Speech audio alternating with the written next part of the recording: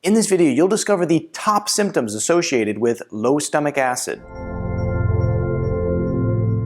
Many people have low stomach acid symptoms. It's estimated that 1 in 4 people have this issue, and they live day to day with a lot of really uncomfortable symptoms. Some people run off to their doctors, they get some sort of medication that covers it up, but the biggest problem is they don't get to the root cause. When you don't get to the root cause, you open up the door to a lot more serious health conditions to present. And so we have to make sure we're getting to the root cause, and that's what I'm going to teach you in this video. We're going to talk about the symptoms associated with low stomach acid. We're also going to talk about why it's happening. Why is it happening in the first place, and then what to do about it, some of the best methods. But before we get started, I'm Dr. Zarowski, and welcome to the channel. If you're new to the channel, it's a pleasure to have you here. Be sure to subscribe, hit that bell notification, and join our notification community. That way it can help you excel your health and your life.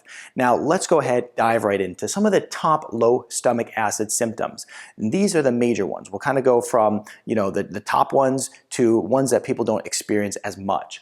So first of all, heartburn, burping, bloating, and gas. This basically all combined together is referred to as indigestion. It's estimated that 1 in 4 people have this issue. When you have this issue, low stomach acid is a major issue for you. The good news is that you can actually increase your stomach acid pretty easily and very safely. And so, if you're someone who suffers from this, be aware that this is something that is not that hard to turn around. Here's some other symptoms associated with low stomach acid. IBS-like symptoms. Basically, you go through bouts of diarrhea, you go through constipation, you have urgency needing to run to the bathroom. It's a big problem for people who are just trying to live normal lives, and a lot of people have IBS. Bad breath, undigested food and stool. If this is you, you'll know because your food comes out looking a lot like it did when you ate it. Now, the other thing here is difficult bowel movements. Next is going to be a sense of fullness during and after meals. You're also going to have difficulty digesting your food, okay? And this is just this whole thing, when it comes to digestion, your stomach acid is so important because it can even cause nutritional deficiencies. So when your stomach acid is low, it doesn't trigger certain processes to take place. For instance, the release of enzymes to help you digest your food properly, leading to nutrient deficiency, hard to digest your food sitting in your stomach like a complete rock, and you just are very uncomfortable. So some of these top symptoms are things that we really need to watch out for. Now let's talk about why is it happening. Now, there's a lot of reasons it can happen. Depending on you as an individual, it's going to be different for every single person. Now, age is the first one. How old? So typically, as you age, your stomach acid will become lower. Typically, after the age of 50, it starts to decline a little bit, so we just have to be aware of this.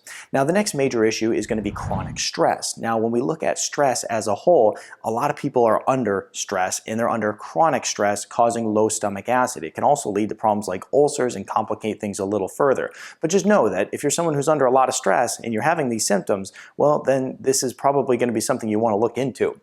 Medications is another big issue. So many people on medications, specifically proton pump inhibitors, that are going to cause issues here.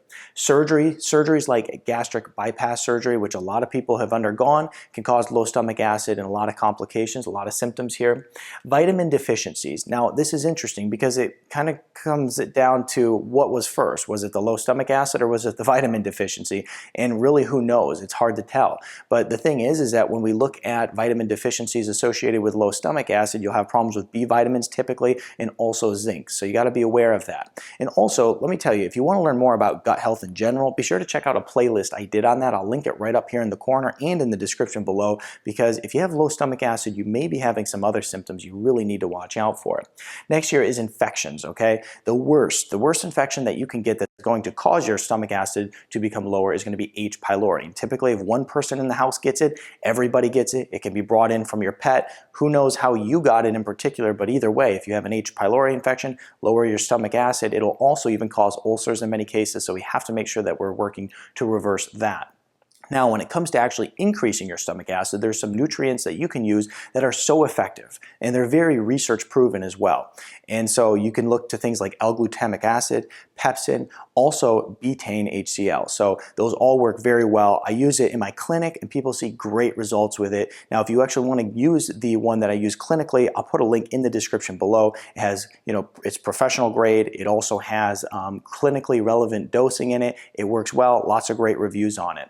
So I'll put that in the description. But using these different natural nutrients really is the way to go about solving this issue. And so be sure to give this video a thumbs up and be sure to share this video with your your friends too, because a lot of people are suffering from this issue right here, 1 in 4 people. If you have any questions, put it in the comment section below. And hey, if you want to improve your health too, you want to learn more about exercise, nutrition, reversing health conditions, be sure to subscribe to the channel and also hit that bell notification so you're notified every time a brand new piece of fresh content comes out that's going to help you improve your health.